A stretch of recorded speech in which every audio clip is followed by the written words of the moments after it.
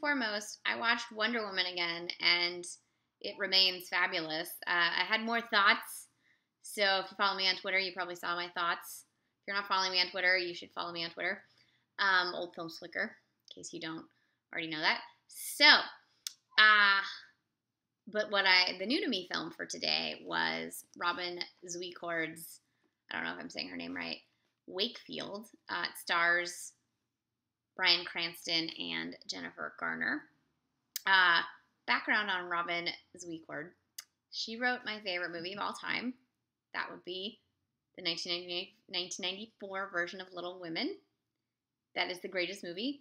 And if you haven't seen it, I need you to stop what you're doing, including watching this review. Pause your entire life and watch it because it's the greatest movie of all time. It's my favorite movie of all time anyways.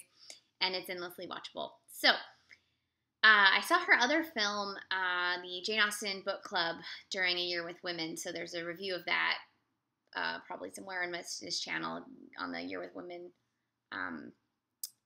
playlist. You can watch it. So Wakefield is based on a short story that was a reworking of a short story by Hawthorne. Hawthorne's one of those guys where I love him and hate him at the same time, but mostly I love him.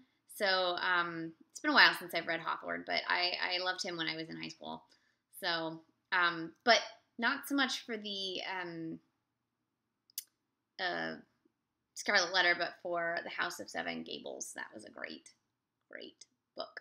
So Wakefield is, I haven't read the short story that this was, the updated short story, but the plot is that a man is on his way home. He's clearly, he's a commuter from New York. He clearly hates his life. He's commuting home. The power goes out, and they have to walk back from the train to his house. And I guess he walks. It seems like, because where his car is, he must always walk, which is the plot of that dog movie with Richard Gere. So I guess people do that. But I don't live in the suburbs, so I don't know. So on his way home, he sees a raccoon and chases it up to his garage. These are rich people. They have a really fancy-ass garage with a giant attic thing. He scares the raccoon out, and then he spies his family through the big window in this garage attic and decides that if he goes home, he's going to just get into a fight with his wife. And so he's going to stay in the attic until his wife goes to bed, slip in, and it'll be fine, and he won't have an argument, which obviously, there's going to be an argument at some point. So then he falls asleep, and the next day, he's like, okay, I'll wait until my wife goes to work, and then I'll come in, but then she calls the police, and now he's a missing person, and then he just decides to stay there, and that's the plot. He stays and watches his family from this viewpoint and turns into this sort of scavenger person, and parts of it felt a little like, would he really be able to get away with this? But then I was like, no, I'm just going to go with, yes, this is what's happening. What I found so fascinating about the film was that, one, you have this very unreliable narrator who everything you get in this film, everything you see in this film is from his point of view and from his recollection and from his skewed perspective. So everything that you know about the people in his life are based on his perception of those people, which means whatever it is that they really are is not in this film because you're not seeing the whole picture. You're seeing just his perspective. Two, this would make a really great double feature with The Swimmer. Feels very Cheever-esque and feels like Wakefield and Burt Lancaster in The Swimmer are similar men of a certain age who are actually just all of the toxic masculinity has turned them into horrible people and turned them into somebody that they don't even like. Where was I going with this? Jennifer Garner is really great. She, you get tidbits of her interacting with him in his memory, and then you get to see him watching her, and she's one of my favorite actresses, and I feel like she's almost always great, even if the film she's not in is, the film she's in isn't. There's, what is the actor's name? There's an actor that has Down syndrome that was in one of my favorite movies from a few years ago, Any Day Now, that I saw his name in the credits, in the opening credits, and I was like, oh my god, because I don't know if he's been in anything else, or if he has, I haven't seen him in anything else. It's Isaac Leva. He has such a great screen presence. It was really nice to see him pop up in this movie, and he continues to be quite great.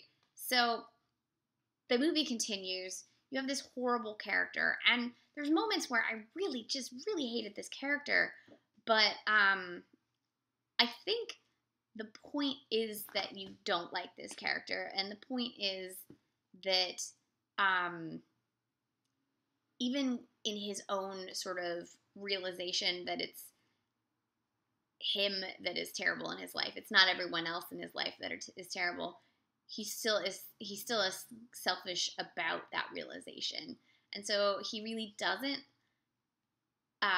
ever come to any form of enlightenment. He's still kind of a selfish asshole, and probably after the film ends, his life is still going to be shit. And so really the question is, why make this movie? Why have another movie about, like, here's my cat, another movie about, like, shitty men? But I think because this was a movie about shitty men written from a woman, you see the way in which men often resent women in their lives for reasons that actually have nothing to do with the women. And so this film kind of reminded me in a way of American Psycho, in that it takes okay, action scene. That was terrifying. Fanny. Anyways, what was I saying? Oh, American Psycho. It reminds me of American Psycho in that it takes a horrible misogynist character and shows you that misogyny and displays it all out, and makes you sort of look at the way in which the things about men that we praise in society, how they actually are toxic and awful. And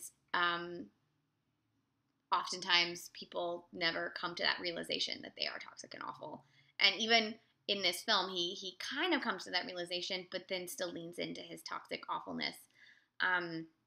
Just thought it was really interesting the way it delved into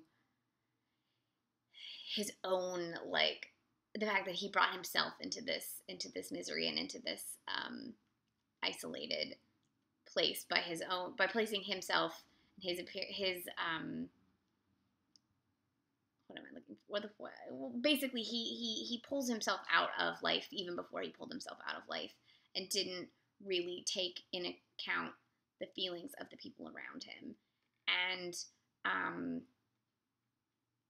then, as the film ends, kind of spoiler alert, he's going to insert himself back in there, supposedly having a realization that and an enlightenment. But you know, as a viewer, that he hasn't really been enlightened, and he's still going to be awful, and he's inserting himself back in their life after they have gotten over his leaving and are probably were headed towards a better place without him. It's fascinating. It was really great to watch with an audience, because there's moments where I was like, what the fuck is happening? And the audience, we were all feeling this at the same time. It was fun to listen to people when it was over. So one last thing I was going to say, what was it? Terrible people, watching it with an audience. I don't know, my cat is being so distracting that I can't remember what it was I was going to point out. Jennifer Garner's awesome. Ugh, I don't remember. But this is on VOD, so if it's not playing in a theater near you, you can check it out on VOD. My cat is not included in your viewing, but you can watch it with your own cat, which is great. But I would definitely try to see it in theaters if you can. Bryan Cranston is such a talented actor that seeing him on the big screen he's just very mesmerizing, and I'm glad that he's getting meaty roles. So this was Robin Swicord's Wakefield. You should definitely try to check it out. and I'm going to see why my cat is being so nutty.